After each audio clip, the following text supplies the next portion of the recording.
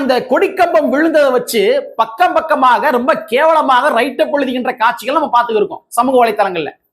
உள்ளபடியே ஒரு ஜனநாயகவாதிகள், உள்ளபடியே மக்களுக்காக பேசுகின்ற நபர்கள், உள்ளபடியே கொள்கைகளை பேசுகின்ற நபர்கள், கோட்பாடுகளை பேசுகின்ற நபர்கள் அவங்க என்ன பண்ணணும் அப்படின்னா, சமூக வலைத்தளங்களை எப்படி எழுதி இருக்க வேண்டும் அப்படின்னா, பாதுகாப்பாக மாநாட்டை நிறைவு செய்யுங்கள், பாதுகாப்பாக மாநாட்டை நிறைவு செய்யுங்கள், உயிர் சேதம் தவிர்க்கப்பட்டுள்ளது, கடவுள் நம்பிக்கை இருந்துச்சுன்னா கடவுளுக்கு நன்றிகள் சொல்லுங்க.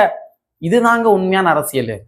அதாவது அதுக்காக இந்த அசம்பாவிதங்களை மையப்படுத்தி இதை வச்சு ஒரு ரைட்டப் எழுதி இது வந்து ஒரு கேவலமா சித்தரிச்சு எழுதுவது என்பது ஒருபோதும் கொள்கைவாதிகள் ஏற்றுக்கொள்ள மாட்டார்கள். பாவம் தான் படணும்.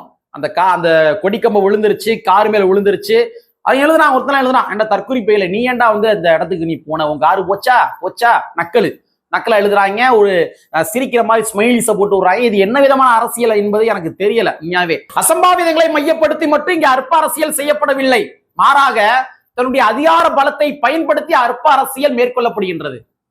தொடர்ச்சியாக எந்த ஒரு கட்சி போராட்டம் நடத்தினாலும் சரி அவர்களுக்கு அனுமதி மறுக்கப்படுகின்றது. விடுதலை சிறுத்தை கட்சி சமீபத்தில் மதுரை மாவட்டத்தில் வந்து புல்லட் பேரணி நடத்த போறன்ற மாதிரி காவல்துறை அதிகாரிகள்ட்ட அனுமதி கேட்டாங்க. காவல்துறை அதிகாரிகள் அனுமதி தரல. வேறு வழியின்றி நீதிமன்றத்தில் என்ன பண்ணாங்கன்னா வழக்கு தொடுத்து அதுக்கப்புறம் என்ன பண்ணாங்க, அனுமதி வாங்கினாங்க. இந்த அளவுக்கு ஜனநாயக சக்திகள் ஏதாச்சும் போராட்டங்கள் பண்ணாங்க, ஜனநாயக சக்திகள் மக்களுக்கு ஏதாச்சும் விழிப்புணர்வை ஏற்படுத்துவதற்காக ஏதாச்சும் நிகழ்ச்சியை பண்ணாங்க அப்படின்னா அதை முதல் ஆதாராக காவல்துறை அதிகாரிகள் வந்து முட்டுக்கட்ட போடுறாங்க. சமீபத்தில் வந்து இவங்க மக்கள் அதிகார கழகம் இதர பின்ன ஜனநாயக சக்திகள் எல்லாமே சேர்ந்து என்ன பண்ணாங்கன்னா, இந்த திருப்பரங்குன்றம் கோயில் விவகாரத்துக்காக ஒரு மத நல்லிணக்க பேரணியை வந்து உருவாக்குனாங்க.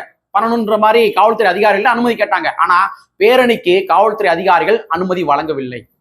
அப்புறம் வந்து அது அரங்க கூட்டமாக நடந்துச்சு. அந்த கூட்டத்துக்கு கூட அண்ணன் திருமாவளவன் கூட வந்தாரு.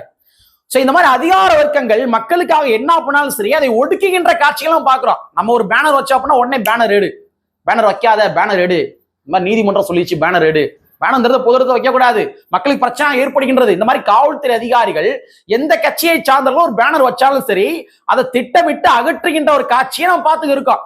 விடுதலை சிறுத்தை கட்சி நடக்குது, கம்யூனிஸ்ட் கட்சிக்கு நடக்குது, ஆனா திராவிட முன்னேற்ற கழகத்துக்கு மட்டும் அது நடக்காது.